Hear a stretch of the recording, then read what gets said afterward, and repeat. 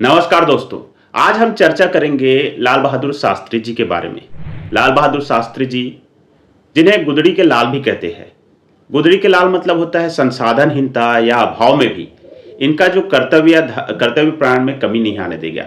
मतलब जो भी उद्देश्य पूरा करना हो, चाहे संसाधन हो या संसाधन के अभाव हो, उस कंडीशंस में भी लाल बहादुर शास्त्री जी उस उद्देश्य को पूरा करने के लिए अपना सर्वस्व लगा देते हैं।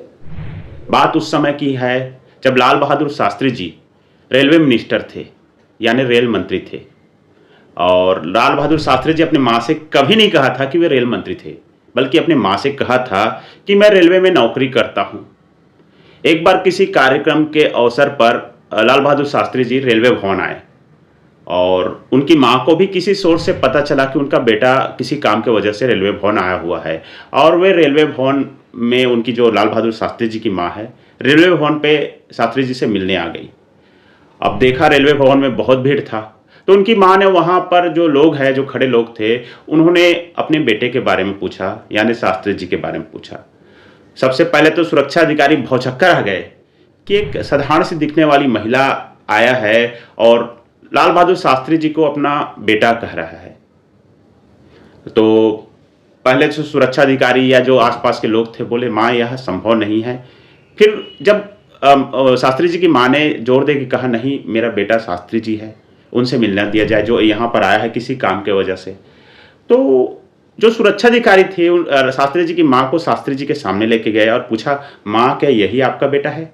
तो माँ ने कहा, हाँ यही मेरा बेटा है। तो लाल बहादुर शास्त्री जी अपनी माँ को देखकर उनसे मिलने आए, उन्हें प्रेम पूर्वक अपने साथ बैठाया और उनसे चर्चा की। बाद में अपनी माँ को उन्होंने विदा कर दिया। जब शास्त्री जी की माँ जब चली गई तो पत्रकारों ने शास्त्री जी से पूछा कि शास्त्री जी, आप अपने माँ के सामने भाषण क्यों नहीं दिया? तो शास्त्री जी बहुत प्रेम से बोले, मेरी माँ को पता ही नहीं है कि मैं मंत्री हूँ। अगर उन्हें पता चल जाए तो माँ भी अपने आसपास या अन्य लोगों का सिफारिश मेरे से करने लगेगी। चूंकि ये मेरी माँ है, इसलिए मैं मना नहीं कर पाऊंगा। और ये भी हो सकता है कि मेरे पद के वजह से मेरी माँ को अहंकार हो जाए।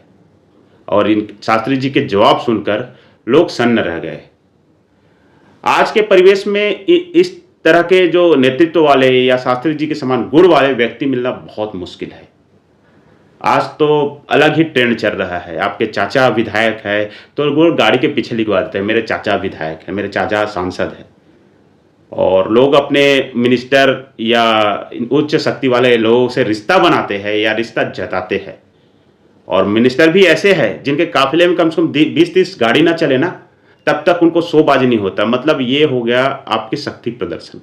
एक तरफ वो शास्त्री जी थे जो देश के निर्माण में कार्य कर रहे थे, और एक तरफ हमारे आज के नेतृत्व वाले लोग हैं, नेता लोग हैं, जो पार्षद बनने ही 2-4 स्कॉर्पियो खरीद के अपने पीछे दौड़ाते हैं, जैसे बहुत बड़ा पदवी हासिल कर लिया है।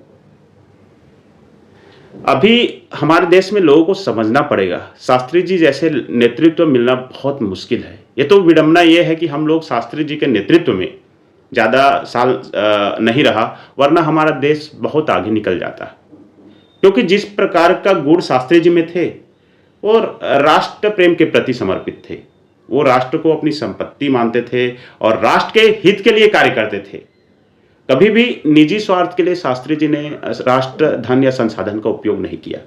और आजकल के नेताओं को देखिए, शायद ही बहुत कम नेता जो उंगली पे गिने जा सकते हैं जिनमें शास्त्री जी के समान व्यक्तित्व है या उनके समान व्यक्तित्व को अग्रसर हो रहे हैं। वरना आधे से ज्यादा नेता कुटिल, कपटी और भ्रष्टाचारी है।